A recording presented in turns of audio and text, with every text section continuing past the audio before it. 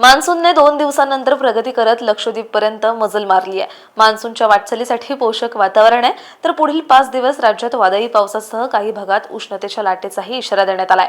मान्सूनने आज काही भागात प्रगती करत लक्षद्वीपपर्यंत मजल मारली आहे। मान्सूनने आज नैऋत्य आणि आग्नेय अरबी समुद्राचा काही भाग व्यापलाय, तर लक्षद्वीपच्या काही भागापर्यंतही मान्सूनने मजल मारली आहे। नैऋत्य आणि आग्नेय बंगालचा उपसागराचा काही भाग, संपूर्ण अंदमान समुद्र आणि पूर्व मध्य बंगालच्या उपसागराचा काही भाग मान्सूनने आज व्यापलाय। मान्सूनच्या वाटचालीसाठी पोषक हवामान आहे, त्यामुळे पुढील 2 दिवसात मान्सून नैऋत्य आणि आग्नेय अरबी समुद्राचा आणखी काही भाग, लक्षद्वीपचा काही भाग, आग्नेय आणि मध्य पूर्व बंगालच्या उपसागराचा काही भाग तसंच नैऋत्य बंगालच्या उपसागराचा संपूर्ण भाग व्यापण्याची शक्यता आहे, असा अंदाज हवामान विभागाने दिलाय। महाराष्ट्रातील काही भागात पुढील 5 दिवसात पावसाचा अंदाज आहे।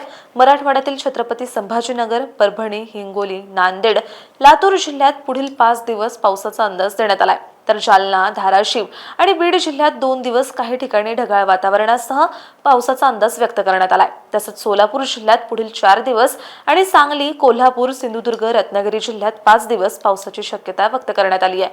पुणे, अहिल्यानगर, नाशिक, जळगाव, नंदुरबार, धुळे, सातारा, रायगड, मुंबई, ठाणे आणि पालघर जिल्ह्यात 2 दिवस पावसाची शक्यता आहे। विदर्भातील अकोला, अमरावती, भंडारा आणि यवतमाळ जिल्ह्यात आजपासून 3 दिवस उष्णतेच्या लाटेचा ऑरेंज अलर्ट, तर चंद्रपूर, गडचिरोली, गोंदिया, नागपूर, वर्धा आणि वाशिम जिल्ह्यात अतिउष्णतेचा रेड अलर्ट देण्यात आलाय।